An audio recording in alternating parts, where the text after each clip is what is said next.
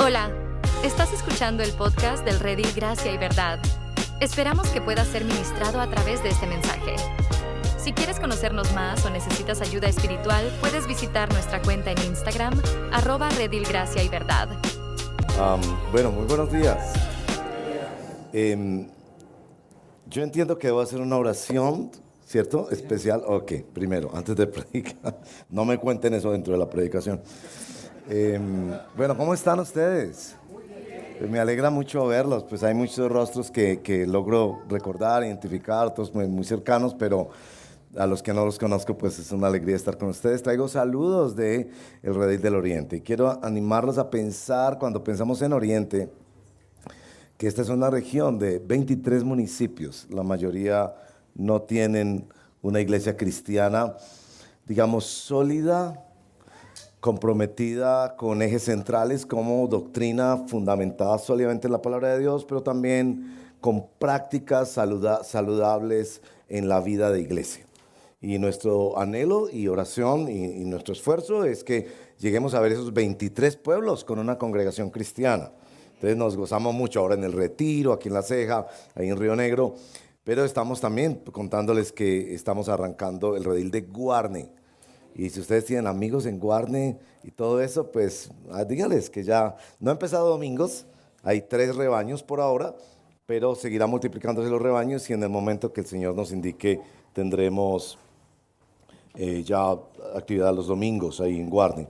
Hay un precioso grupo de unos 40 hermanos dispuestos a lanzarse allá y a moverse para allá. Así que estamos muy felices de eso. Ver nacer una congregación es una de las cosas más hermosas. Yo acostumbro decir que un cristiano debería darse la oportunidad de servir en la plantación o acompañar la plantación de una iglesia por lo menos una vez en la vida. Yo creo que es como un sentimiento legítimo que deberíamos tener todos los cristianos, de por lo menos una vez en la vida haber participado en la formación de una congregación cristiana. Esto que pasó en el Nuevo Testamento alrededor de todo el Mediterráneo debe seguir pasando y ese es el Señor, la orden del Señor. Bueno, entonces quiero orar porque me han pedido orar especialmente por este día de aniversario. Entonces quiero bendecirlos y orar por ustedes y junto con ustedes en lo que a veces llamamos como la oración pastoral o una oración especial que tomamos juntos. Entonces cerremos nuestros ojos y vamos a orar al Señor. Padre, así como nos hemos unido en estas bellas canciones para cumplir el mandamiento de Colosenses 3, de que todos debemos cantar y cantarnos y cantarte las verdades del Evangelio cada vez que nos congregamos, por lo menos una vez a la semana. Y así nos unimos también a las oraciones tan bellas que hermanos y hermanas han hecho para darte gracias por la avanzada del Evangelio en esta región, que se une a otras congregaciones de otras denominaciones, pero se une particularmente a la obra que tú nos has entregado en la Iglesia Bautista del Redil para multiplicar unas convicciones doctrinales firmemente enraizadas en la palabra y comprometidas con prácticas saludables de la vida de la iglesia. Bendice a mis hermanos, permite que esta iglesia se levante como un faro de esperanza, como su nombre lo indica, de gracia y de verdad para esta región. Bendice a tu pueblo, Señor, que camina pacientemente en medio de las luchas y las pruebas, pero siempre contemplando la suficiencia de la obra de Jesucristo y la suficiencia de su palabra para llevarnos a salvación y a santificación. Te pedimos que eso siga ocurriendo, te lo suplicamos en el nombre de Jesús, nuestro Señor. Amén. Bueno, yo les pido que abran sus Biblias en Marcos capítulo 2, verso 13. Ese es el texto que me ha sido asignado para compartir con ustedes esta mañana. Juntos como iglesia oramos, poder interpretar adecuadamente la Biblia y entender esta palabra del Señor. Antes de leer el texto, yo quiero darles una información que es muy importante cuando nosotros llegamos en este segmento de la palabra de Dios que llamamos evangelio. La palabra evangelio quiere decir buena nueva, pero la palabra evangelio también es un género literario. Y eso creo que es muy importante porque cuando usted lee la Biblia, usted lee muchos géneros de literatura, poesía, literatura apocalíptica, lee epístolas, que son como cartas que se escriben alrededor de preguntas o problemas.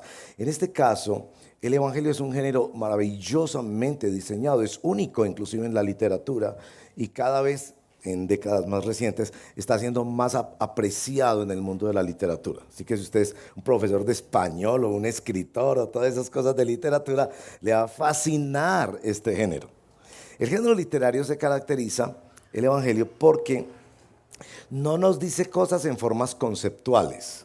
Es decir, Marcos, por ejemplo, no va a decir, les quiero decir que lo más importante para la iglesia es la palabra y la oración, que fue la enseñanza del pastor Federico hace 2 semanas. Yo las escuché hace 2 semanas, ¿cierto? Entonces, Marcos no dice, les voy a decir una cosa conceptual muy importante. La palabra de Dios es muy importante y la oración es muy importante. Marcos, como está escribiendo un género literario que se llama Evangelio, él no dice, voy a decirles conceptualmente esto, como enciclopédicamente. Definición, lugar de 3 puntos. No, él nos cuenta una historia.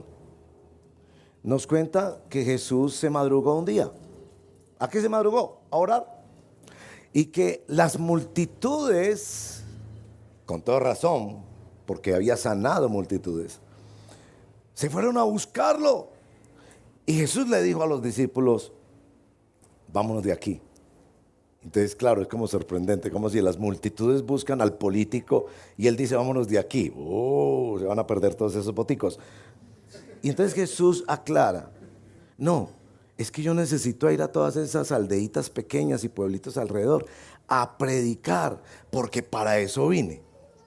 Entonces, en lugar de decirnos, para Jesús y para sus seguidores debe ser central la oración y la prédica de la palabra, en lugar de hacer eso, nos cuenta una historia verídica. Nos está narrando que Jesús se madrugó a orar y cuando las multitudes lo persiguieron, él dijo, a ver, yo no vengo aquí a hacer una campaña política a recoger votos, yo vengo a predicar. Y todas esas aldeitas necesitan la predicación, vámonos de aquí. ¿Me hago entender? Eso es la literatura que se llama evangelio. Entonces, cuando tú lees los evangelios, de pronto en tu lectura de la Biblia, porque todo cristiano debe leer la Biblia, hacerse esa meta, ojalá una vez al año, cada creyente lee la Biblia, y no opinar de la Biblia, sino leer la Biblia, porque hay mucha gente que opina de la Biblia, pero no la lee. Y llegues a los evangelios, tú vas a recordar, entonces esta es una historia, es verídica, es una historia muy bonita. Pero ¿qué es lo que me está tratando de decir esa historia? Y así llegamos al capítulo 2, verso 13 al verso 17, que es la porción que el pastor Federico ha asignado a este servidor. Entonces, para mayor reverencia al Señor y a su palabra, yo le ruego que nos pongamos de pie y yo voy a leer el texto de la palabra del Señor, que ya se leyó inclusive antes de la celebración en un periodo de oración muy bello que tuvimos, o que yo me uní a los hermanos que acostumbran tenerlo. Dice así la palabra del Señor, Marcos 2, verso 13. Jesús salió de nuevo a la orilla del mar, y toda la multitud venía a él, y les enseñaba. Al pasar, vio a Leví. Si tienen la Nueva Biblia de las Américas, van a ver allá en pie de página que ese unito, ese Leví, no fue el inventor de esos blue jeans famosos, sino Leví venía de la tribu de Leví, pero Leví es también llamado Mateo, hijo de Alfeo. Ese Alfeo no es el creador de todos los feos, podría serlo, pero es un señor que era el papá de Leví. Ese Leví estaba sentado en la oficina de los tributos. Eso era lo que llamaban un publicano, un cobrador de impuestos. Ese era un funcionario de la DIAN. Y le dijo, Jesús le dice a Leví, sígueme. Y levantándose, Leví lo siguió. Y sucedió que estando Jesús sentado a la mesa, nos salta otra escena, hace como un flash hacia adelante, otra escena. Jesús sentado a la mesa en la casa de este Leví, muchos recaudadores de impuestos, colegas pues de este señor, y pecadores. ¿Por qué une recaudadores de impuestos y pecadores? Pues porque eran políticos, y los políticos claramente son pecadores, como todos nosotros. Estaban comiendo con Jesús y sus discípulos. porque había muchos de ellos, de esos publicanos pecadores, que lo seguían a Jesús. Cuando los escribas de los fariseos, esto es como los religiosos profesionales de la época, estudiosos de la Biblia y todo, vieron que Jesús, comía con pecadores y recaudadores de impuestos, decían a sus discípulos, mire que ni se lo decían a Jesús, ¿por qué él come y bebe con recaudadores de impuestos y pecadores? ¿Cierto? Así como cuando muestran una foto de un político al lado de un tipo por ahí muy malo para hacerlo quedar mal. Al oír esto, Jesús les dijo, los que están sanos no tienen necesidad de médico, sino los que están enfermos. No he venido a llamar a justos, sino a pecadores. Esta es la palabra del Señor. Señor, ayúdanos a leer bien, a interpretar bien, y que esta palabra sea un llamado poderoso de tu voz profunda, escrutadora, pero también esperanzadora, que sea un llamado profundo para el alma de cada hombre y mujer que está aquí o que escucha esto. Te lo pedimos en el nombre de Jesús, nuestro Señor. Amén. Bueno, entonces yo he escuchado los sermones del pastor Federico, muy buenos. Tienen un muy buen predicador ustedes. De hecho, yo generalmente me pongo un saquito, pues como para que me respeten un poquito más cuando predico, y porque ya estoy como viejito. Pero hoy vi a su predicador y dije, uy, yo quiero ser como ese predicador. Entonces me arremangué las manguitas así como él, me puse la camisita así y dije, no, hay que parecerse al pastor. ¿Usted no ha visto de los predicadores a veces como que copian las cositas de otros? Bueno, a ver si me va mejor. El pastor Federico, en los 2 últimos domingos, por ejemplo, cuando les predicó, si van al capítulo anterior, al final eso pues que les relaté, ¿no? Que Jesús se levantó de mañana y todo eso, y él predicó, eso fue hace 2 semanas, estaba predicando sobre la prioridad que Jesús le da a la palabra de Dios y a la oración. Y nos decía también mucho como que si queremos ser cristianos genuinos y verdaderos, el asunto no está en seguir qué predicador hace más milagros o que es el mejor orador o todas estas cosas que pasan cuando hay bombos y platillos en eventos religiosos que producen experiencias y emociones, sino échele ojo a que ahí haya palabra de Dios y que le produzca a usted oración, una palabra que produce oración. Entonces él llegó después hace 8 días, no lo escuché del todo, pero sí escuché como unas líneas principales. La historia del paralítico, que los amigos abrieron ¿se acuerdan, no? Que abrieron el techo y lo bajaron. Y él ahí nos hablaba del contenido de esa predicación y de esa oración. Y nos decía que el contenido de esa predicación debe apuntar al milagro mayor. Si tú vas a una iglesia o a un grupo religioso donde no te muestran que en el fondo tu problema mayor es pecado, tu problema mayor no es tu esposa, o tu hijo rebelde, o tu salud, o la quiebra financiera, o ese socio que te robó la empresa. No, esos son problemas, obviamente, pero no es tu problema mayor. El problema mayor es el pecado.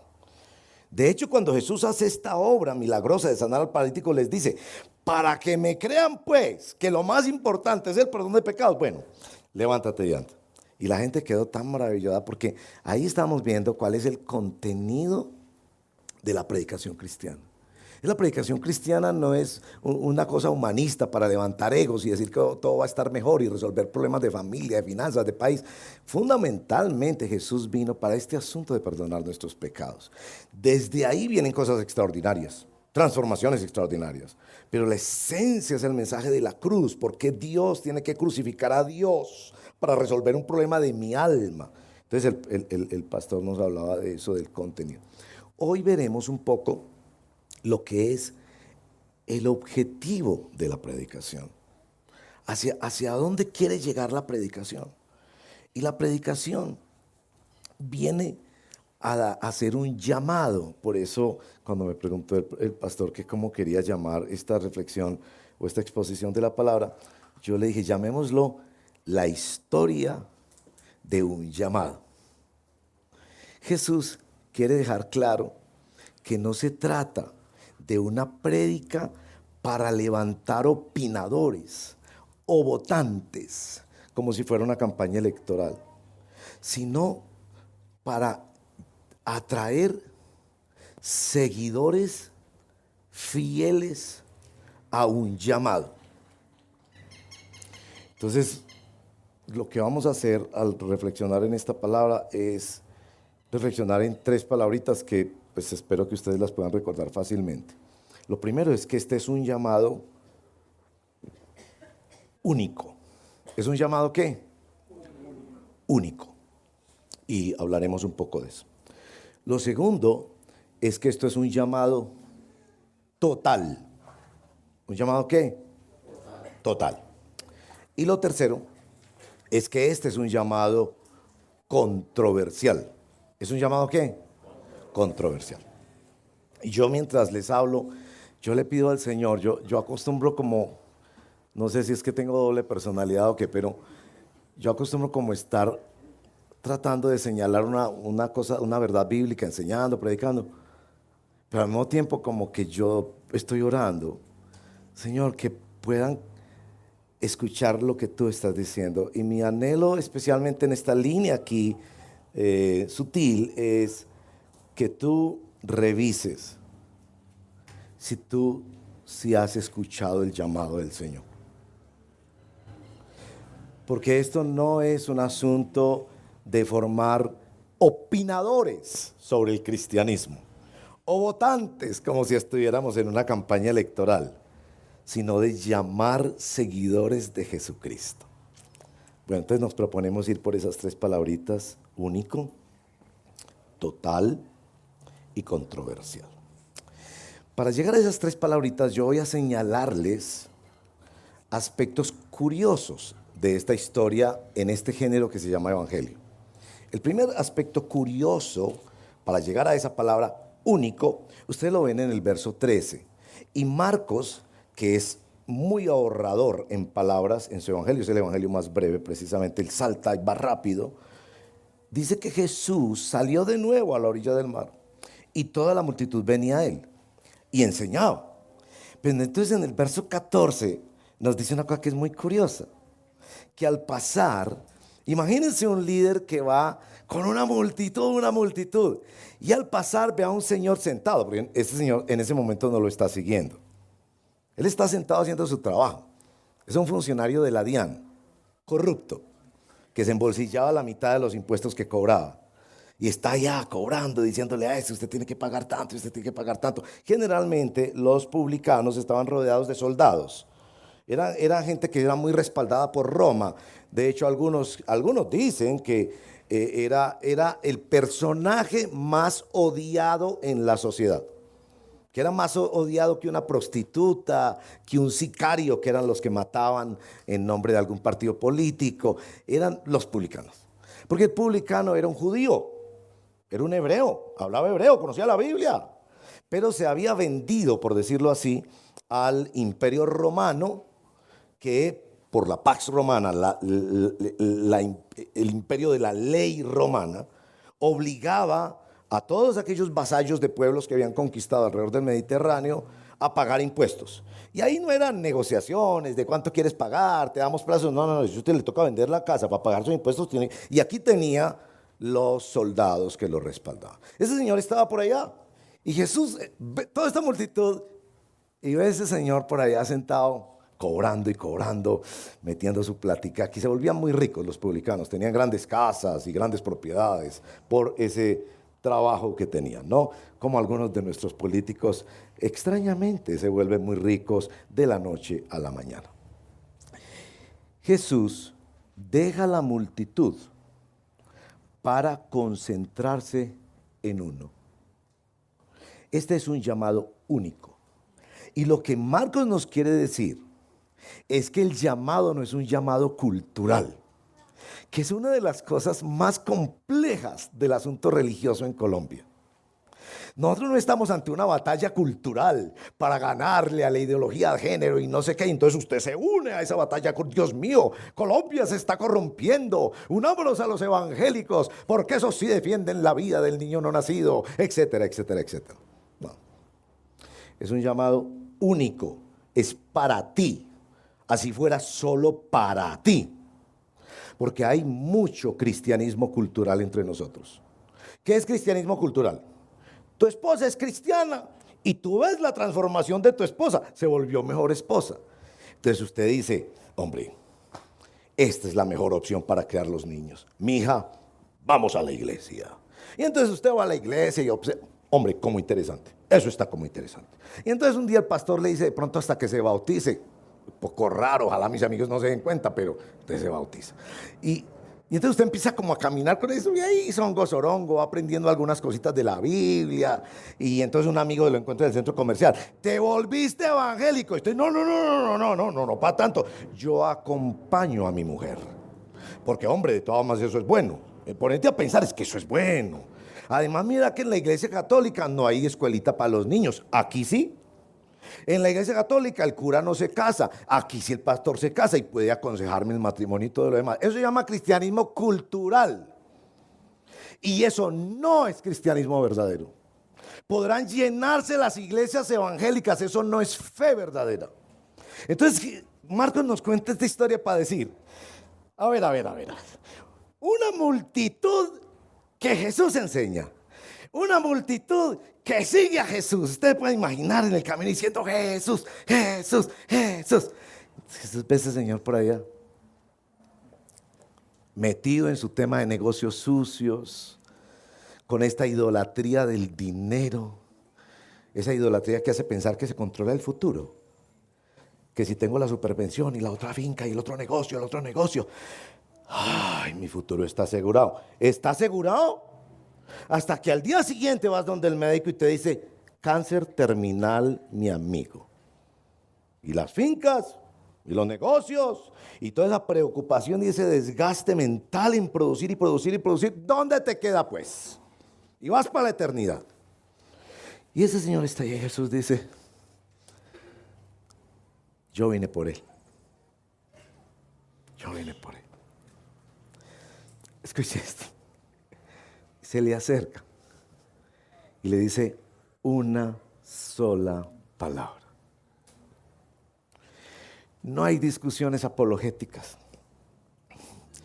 No hay respuestas a esas miles de no, hasta que me respondan todas las preguntas que yo tenga. Tráigame un pastor más educadito a ver que me responda todas las preguntas que yo tenga. No. Solo una palabra. Sígueme. Tú. No esperes a que tu mujer te la siga. A que tus amigos con los que juegas golf te sigan. A que la sociedad te siga. A que tu político favorito te siga. No. Tú. Es un llamado único para ti. Ahora yo quiero que entiendan una cosa que es como medio filosófica en este texto. Porque en el Nuevo Testamento el asunto del llamado es una cosa muy poderosa. Primero debo decirles, no es llamado a que sea pastor. No. Eso lo llamamos en la tradición cristiana el llamado ministerial. Eso es otra cosa. Jesús en un momento los llamó, ¿se acuerdan que él llamó 12? Pero no es a esto que se llama. No, él no lo está llamando a ser pastor. Él lo está llamando a que lo siga a él. Pero el asunto filosófico es este. ¿Qué tenía ese llamado? Por Dios, ¿qué tenía ese llamado? Es decir, ¿qué le movió por dentro? Los que están aquí tienen más de 50 años, yo no voy a pedir que levanten la mano, pero ¿quiénes estamos aquí tenemos más de 50 años? Crecimos mucho con boleros. Hay un bolero ¿Usted tiene más de 50 años? Pero si tú pareces de 85. No. Si tú pareces como de 35, Isa, por Dios. El trío Los Panchos. Lo llamaban trío andino, no guitarras, un requinto, trío. Hermosa música, eso sí. Yo no sé si a los jóvenes puede no gustarles, pero tenían una canción, pues no sé si usted la conoce, porque esta mañana le dije a mi esposa, mi amor, ¿usted conoce esas canciones? Y me dijo, ponela a ver. Ay, yo sí como que medio me acuerdo. Seguramente yo estoy muy viejo. La canción escrita por Alfredo Bojalil Gil, del Trío Los Panchos, que es el fundador del Trío Los Panchos. Se llama Si tú me dices ven, lo dejo todo. No, obviamente yo estoy muy viejo. Ustedes son unos jovencitos. Ustedes solo saben de reggaetón. Ustedes están muy jóvenes, son unos niños. Ven, es un bolero muy bonito. Romántico, ¿no? Si tú lo dices ven, lo dejo todo. Esa persona enamorada está diciendo, lo único que necesito que me digas es venga. Y lo entrego todo. Es decir, ¿qué fue lo que Mateo sintió? Pensó. ¿Cómo fue que le atravesaron esas palabras? Yo trato de leer el Nuevo Testamento para entender eso. ¿Qué significa que el Dios encarnado un día viene y me dice, sígueme? No le está prometiendo nada, no le está diciendo qué va a pasar la semana entrante, sígueme. Y la mayoría de ellos dejaron empresas, familias. En este caso estaba dejando la mina de oro que significaba cobrar impuestos para Roma, mi amigo. La reputación que tenía. ¿Qué había en eso? Sígueme. Yo creo, cuando leo el Nuevo Testamento, que el tipo fue atravesado por un profundo amor incondicional. Si él me dice que lo siga, yo me voy con él hasta donde sea. No era una llamada de teléfono. Que tomas el teléfono, ¿cómo estás? Mucho gusto. Mi nombre es Jesucristo y tengo un plan maravilloso para ti. Hombre, muy importante lo que me estás diciendo. A mí me gusta mucho. Voy a tratar de ir este domingo. No es eso. No es llamada a ser vicepresidente. No es llamada a jugar en la selección Colombia. Era una llamada que al tipo lo atravesó. Ese es el objetivo de la predicación de Jesús y de la oración de Jesús. Que una persona un día escuche la palabra de Dios de una manera tal que lo asuma como algo único en su vida, como algo que no puede perder esta oportunidad, como algo que vacía de todo y lo llena todo. Es un llamado único. Pero también es un llamado total. Noten, por ejemplo, en el verso número 15. Marcos es muy astuto en esta forma de narración. Sucedió que estando Jesús sentado a la mesa en la casa de Leví. Ahora, pues siempre, ustedes saben, los que enseñamos la Biblia, queremos que la gente aprenda a estudiar la Biblia. Pero uno tiene que tener como ojo literario para estudiar la Biblia. Usted dice, bueno, a ver, Jesús llama a Mateo. Y lo que Marcos nos narra enseguida es que están en la casa de Mateo. ¿Quién está siguiendo a quién? Es la pregunta. Uno esperaría que dice, y Jesús le dijo, sígueme. Y siguiente escena, estaban en la iglesia. Pero en la iglesia donde está Jesús, entonces Mateo sigue a Jesús, luego Mateo está en la iglesia. No. Jesús le dice, sígueme, y enseguida están en la casa de Mateo. ¿Me parece muy interesante eso? El lugar donde Mateo guardaba sus tesoros. En esa época no había un sistema bancario como ahora, donde hay bonos y criptomonedas y bancos. No. En esa época usted tenía sus tesoros en su casa. Entonces, el sígueme de Jesús significa, me vas a dar todo. Por eso esa canción, ¿no? Me pareció como tan significativa. Dice el tipo enamorado a la mujer esa, solo dime, ven.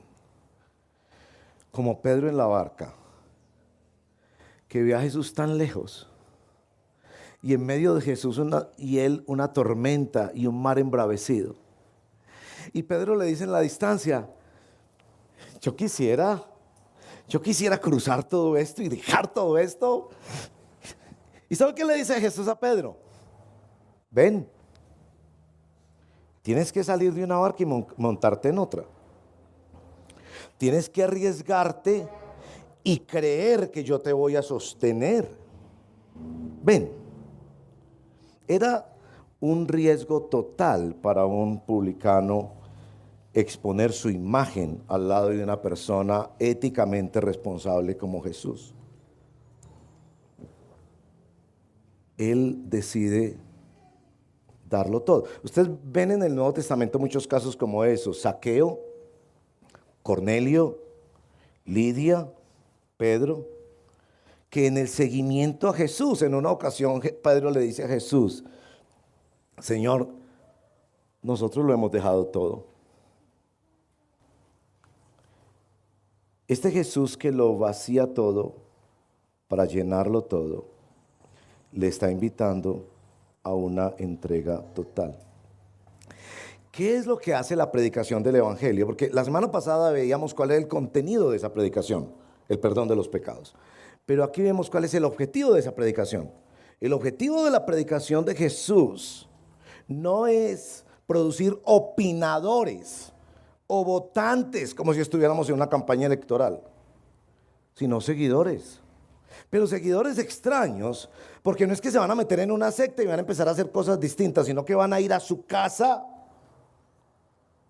donde van a venir sus amigos también corruptos y sus enemigos, como veremos ahora también, que criticaban a los publicanos, para decir: Jesús, por favor, invádelo todo. Esa es la oración que se percibe, como cuando Zaqueo le dice a Jesús: ven a mi casa. Como cuando Zaqueo se levanta en su casa, que era otro cobrador de impuestos. Los cobradores de impuestos eran como favoritos para Jesús. Y decide que va a depender de Jesús y no de finanzas corruptas. Este es un llamado único. Este es un llamado total. Nada había por encima de ese llamado. Es que Jesús no viene a complementar nuestra vida. Yo tengo mis negocios, mis planes, mi pensión, mis cosas, mis gustos, mis todo. Y además de eso, tengo a Jesús. No. Jesús viene a meterse en la casa, a ser el Señor de todo. Y tú vas a aprender a seguir a Jesús en un todo y con todo y por todo. Entonces, es un llamado único que atravesó a ese ser humano. Es un llamado total. ¿Ustedes se acuerdan de la tercera palabra? Es muy controversial. Y Marcos se encarga de dejarnos ver la controversia en el verso 16. Cuando los escribas de los fariseos, yo no sé en este contexto quiénes serían los escribas de los fariseos, no sé, un tío cura, un profesor universitario amigo tuyo que es un filósofo de esos que no creen en nada y se enorgullece de no creer en nada, o un socio y un negocista. Vos te metiste de evangélico. Pues los caballeros de la Virgen suenan como un poquito más elegantes, son como de mejor clase social, hacen sus cositas como entre ellos, se apoyan mucho entre negocios, pero vos te metiste de evangélico. Ustedes no sienten el peso de esas palabras tanto hoy como hace 30 años. Hace 30 años los evangélicos éramos esa gente de garaje, esos que estábamos solo en los barrios pobres de Medellín. Yo crecí en una de esas iglesias. Y me siento muy orgulloso de haber crecido en una de esas iglesias. En esa época no habían ricos evangélicos en Medellín, y si los había, estaban más escondidos que un escondido. Entonces vienen estos religiosos y vienen a cuestionar. Y aquí viene ese otro elemento curioso. Los fariseos también seguían a Jesús. ¿Ustedes sabían que los fariseos también seguían a Jesús? Como que Jesús fue una figura magnética para ellos. Uno podría conversar con un fariseo y decirle, hermano, usted no tiene nada que hacer. Ustedes tienen su templo, ustedes tienen su religión, sus prácticas, ustedes tienen sus negocios, su gran influencia política, porque eran como medio religión y política mezclada, como ocurre en estos países totalitarios como Irán, donde política y religión están mezcladas. Hombre, usted no tiene mucha cosa que hacer para estar detrás de un rabí no autorizado y de un poco de gente mala, políticos corruptos, para que le tomen la foto, que no le va a servir mucho esa foto. ¿Usted por qué anda detrás de Jesús? Y eso es como lo que Marcos nos dice, estos, aunque están es para criticar, pero no se pueden despegar. Y por ahí hay como una lucecita para muchos buscadores religiosos hoy en día. Porque hay mucha gente que va a las iglesias evangélicas a criticar. No sé. Pero como que Marcos piensa, no, bienvenidos, bienvenidos. Usted vino a ver si aquí el pastor roba plata, bienvenido. Usted vino a ver si aquí la gente sí es educada o no es educada y qué locura hacen en la alabanza y no sé qué.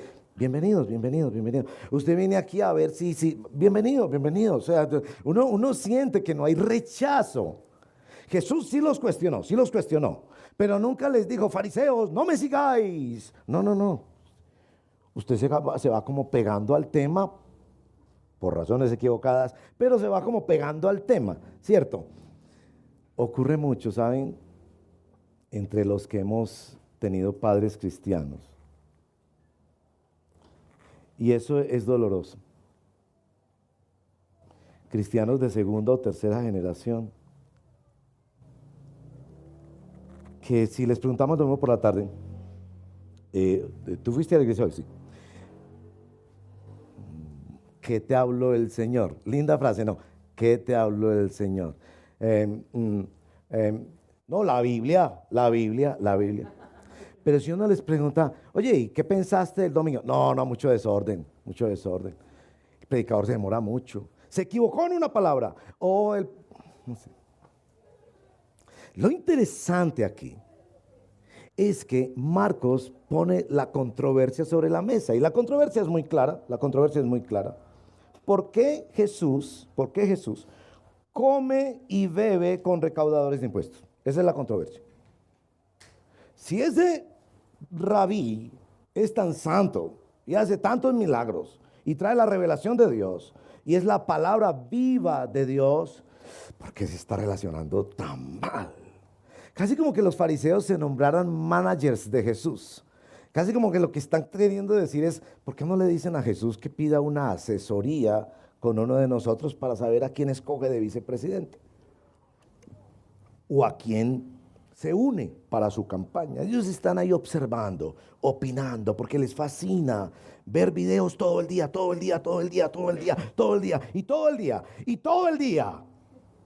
Sencillamente para estar observando y opinando. Ellos no oran, ellos no se arrepienten, ellos no vienen a suplicarle a Dios, por favor, dame ese llamado, yo quiero que tu palabra suene por dentro de mi corazón. Ellos no hacen eso. Ellos ven videos todo el día para decir, hombre, eso está bueno, pero le falta. O debería ser por aquí, o debería ser por allá. La controversia surge porque ellos cuestionan el comportamiento de Jesús. Y uno quisiera decirle a las personas que interpretan mal el llamado, que no piensen en el comportamiento de Jesús, tanto como en su propio comportamiento. ¿Por qué seguís tan apegado a eso? ¿Por qué no te puedes desprender? ¿Por qué tenés que relacionarte en una forma de ser solo observador que opina? Pero la controversia de los fariseos también tiene que ver con que a los fariseos les molesta, y les molesta mucho, ver a Mateo. Esto se va a desarrollar un poco más en Marcos hacia adelante. Los fariseos están viendo que ese político corrupto que ellos odian, porque se le ha vendido a Roma y se ha tapado de plata, ahora está aquí al lado de Jesús, feliz. Y no le importa que Jesús se le meta en el rancho. De hecho, como Simón, que fue otro, invitó a Jesús a que se le metiera al rancho. Métaseme en la vida, métaseme en la vida. Y los fariseos, con todo su esfuerzo moralista y religioso, no habían conseguido eso. No habían conseguido lo que tiene Mateo. Los religiosos no podían resistir que Mateo recibiera gratis lo que ellos no lograban alcanzar con sus esfuerzos. Entonces ahí recae la intención de Marcos. La intención de Marcos para nosotros y de esta palabra de Dios para nosotros es que tú tienes que ponerte en uno de los dos lados. O estás en el lado de los enfermos o estás en el lado de los sanos. ¿Estás en el lado de los justos o estás en el lado de los pecadores? Como si Marcos nos estuviera diciendo, casi suplicándonos en esta historia, es mejor estar en el lado de los enfermos y de los pecadores. Porque los enfermos y los pecadores sí les atraviesa el llamado, sí invitan a Jesús a que se meta en su casa y son más felices. Y la razón por la que Marcos nos está diciendo esto en la boca de Jesús, que es que yo no vine sino para los pecadores. Usted va donde el médico, yo no sé si a ustedes les pasa, ¿cuál es el día que nosotros nos cepillamos mejor los dientes? No después. Usted porque es muy organizadita. Antes. Yo voy donde mi odontóloga, que es maravillosa, una hermana en la fe. Yo voy a ir, ¿cierto? Y me llevo seda dental, que la uso por ahí cada 15 días. Me llevo cepillo de diente, compro un cepillo nuevo, compro la cremita dental de esas especial, me cepillo como 3 veces. Cuando estoy haciendo eso, yo digo, esto no es un contrasentido. ¿Por qué me gusta tanto exhibir mi justicia? Cuando yo debería llegar a que ya me diga, usted como que se lava muy poquito, usted como que necesita, ¿cierto? Entonces Jesús nos está diciendo, decide en qué lado estás. Eso es determinante para tu eternidad. Si tú sigues con esas ideas en tu cabeza de que Pablo Escobar fue peor que tú, entonces no, Dios tiene que llevarte al cielo, porque pues el infierno para Pablo Escobar. Pero no, hombre, yo he sido una prueba medio decente. Yo no he matado a un cura ni me he robado a una monja. Entonces yo debería más o menos pasar más o menos ahí con Dios. Y yo sí he mandado mis ofrenditas a la iglesia como 4 años, pero yo sí mandé para una ofrendita de 500 papás. No, yo debo. No, porque te está diciendo, ¿en qué lado estás tú? Jesús viene para gente como Mateo. ¿Tú quieres comportarte como el fariseo que opina, observa, analiza y se queda 50 años en esa? ¿O quieres ser la persona que dice, soy yo el que necesito esto? Ahí viene nuestra conclusión, que es una cosa muy curiosa también en el texto. A Mateo no le molesta que los fariseos estén ahí. A Mateo no le molesta que los fariseos lo cuestionen. De hecho, como que en un sentido, cuando los fariseos dicen, Jesús, ¿usted qué hace juntándose con Mateo? Mateo también dice, verdad, tienes razón. Señor, ¿vos qué haces aquí? ¿Cierto? Como, pues tienes toda la razón. Yo no merezco esto.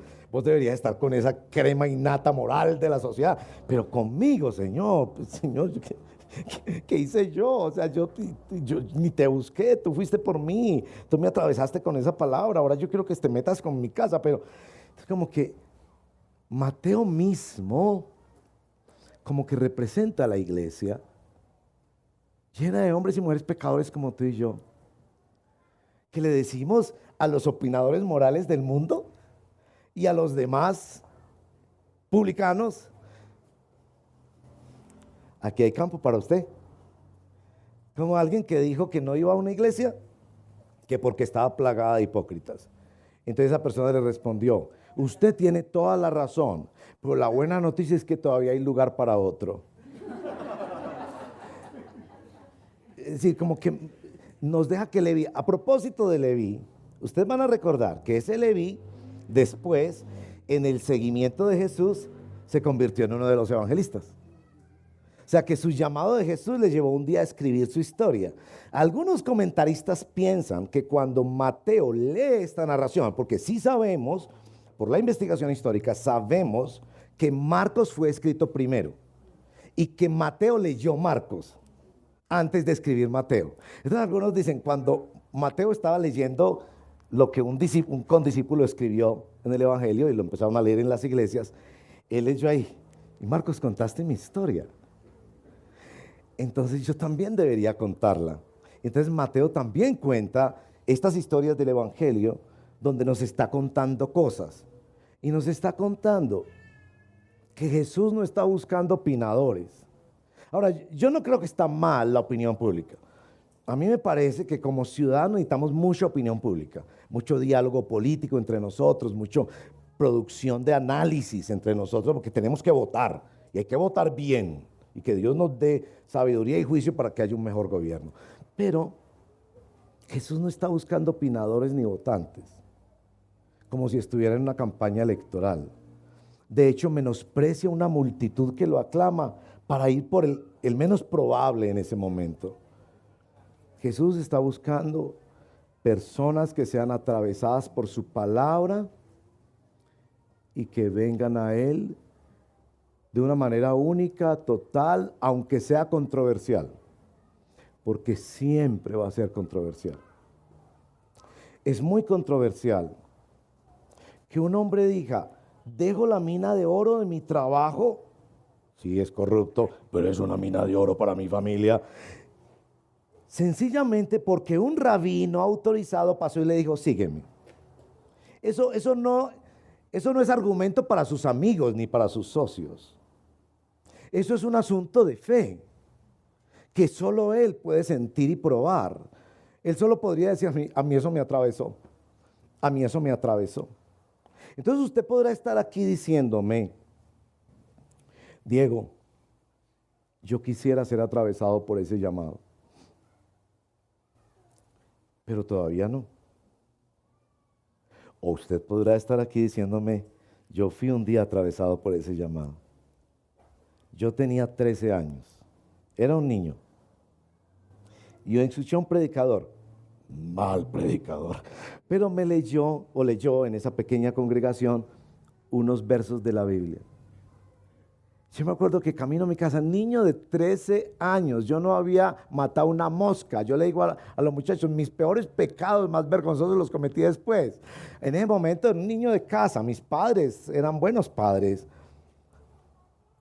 Pero cuando ese señor empezó a leer unos versos de la Biblia que decía, tú eres un pecador. Yo me acuerdo caminando para mi casa, esta convicción, si yo me muero hoy, voy al infierno. Eso era absolutamente claro para mí. Si hay un Dios perfecto y soberano y santo, que es el dueño de mi cuerpo, el dueño de mis pensamientos, el dueño de toda la creación, si ve mi vida y mi corazón, yo justamente debo ir al infierno. Pero entonces como que un pensamiento me cruzó la mente, la gracia de Dios, pero yo no me he muerto. Entonces si no me he muerto y escuché ese mensaje, tiene que ser que hay algo más. Y me acordé que el predicador dijo, pues es que para eso fue que vino Jesús. Y ese llamado que me atravesó, claro, se ha ido ampliando con el conocimiento del Señor, pero es lo que me tiene hoy siguiendo a Jesús. Pero usted puede decir, yo quisiera sentir eso, yo quisiera saber eso, yo quisiera sentir eso, como cuando uno se enamora, ¿cierto? El jovencito de la iglesia se enamora de una niña de la iglesia. Eso pasa. Y esa niña es tan hermosa, oh, maravillosa, hermosa niña. Él no es muy agraciadito, la verdad, no es muy agraciado. Y él ve que la niña se relaciona muy bien con otros chicos. No.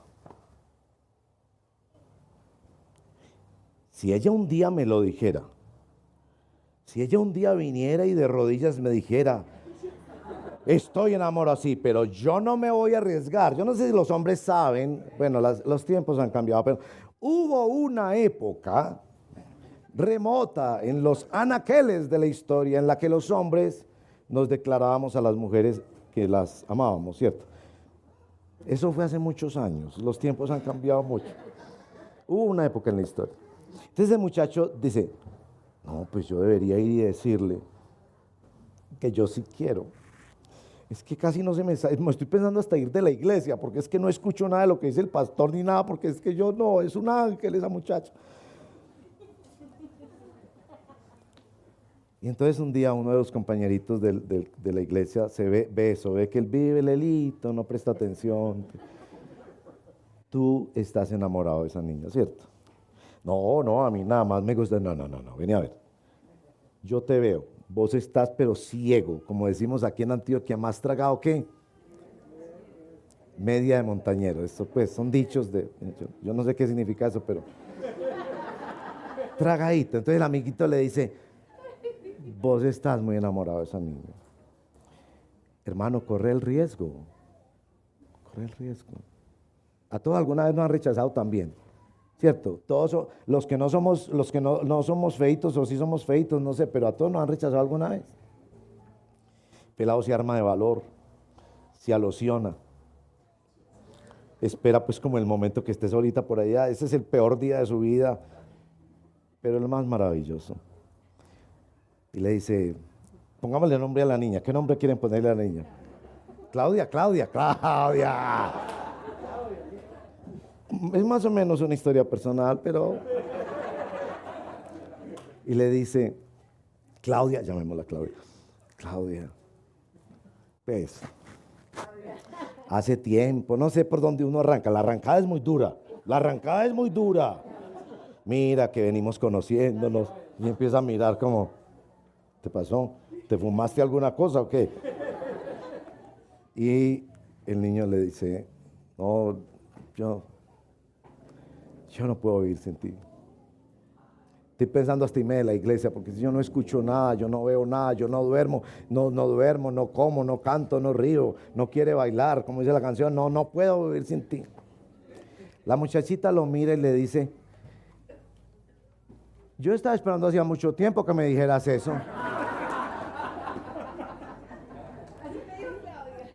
Es que mira, si tú estás aquí, si estás escuchando esto, si alguien se acercó a tu vida, si te casaste si tus hijos no sé qué, si el otro te invitó, si lo leíste en un libro, es por algo. Dios te está llamando. Mateo no hubiera podido experimentar todo esto si no se hubiera levantado a seguirlo.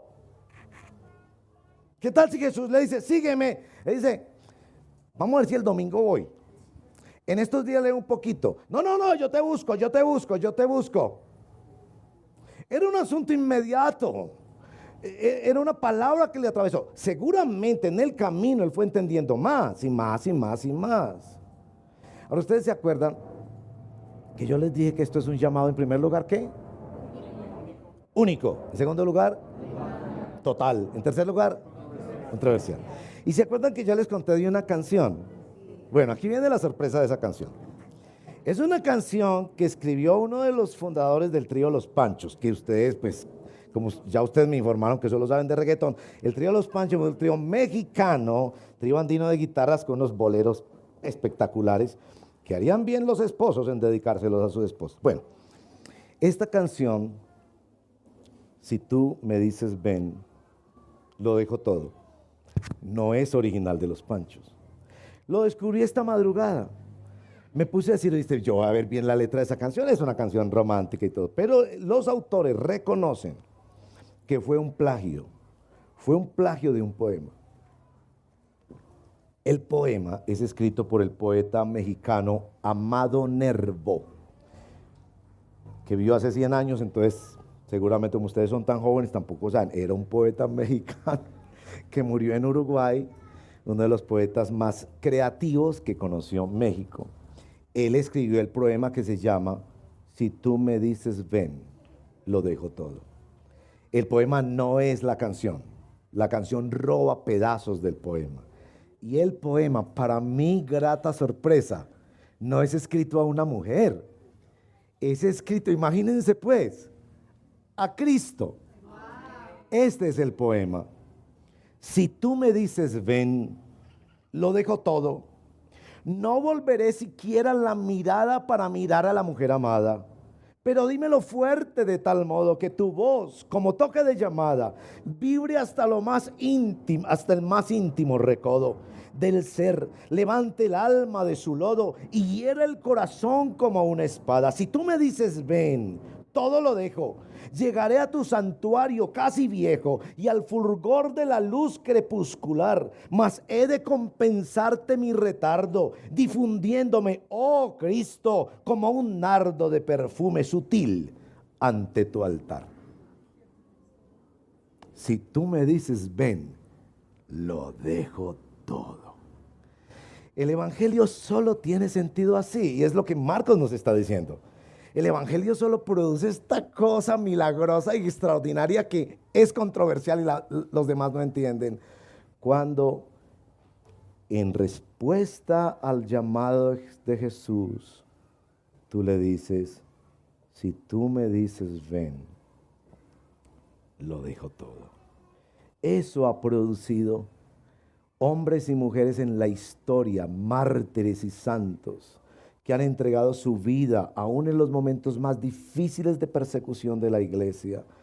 Eso ha producido verdaderos discípulos de Cristo.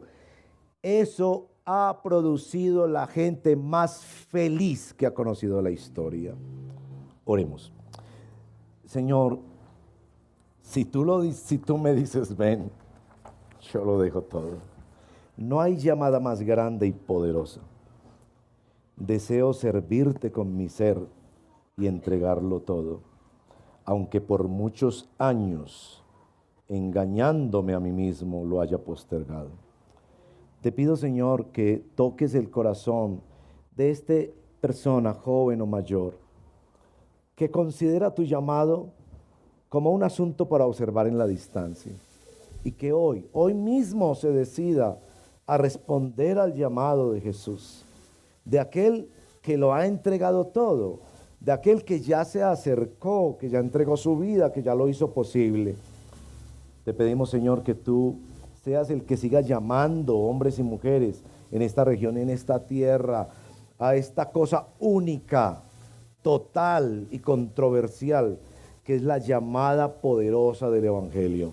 Te lo pedimos así, en el nombre de Jesús. Y tu pueblo siempre aprende humildemente a responder en adoración a la revelación que tú vas dando en estos cortos lecturas de tu palabra. Guíanos pues, Espíritu Santo, te lo pedimos en el nombre de Jesús. Amén.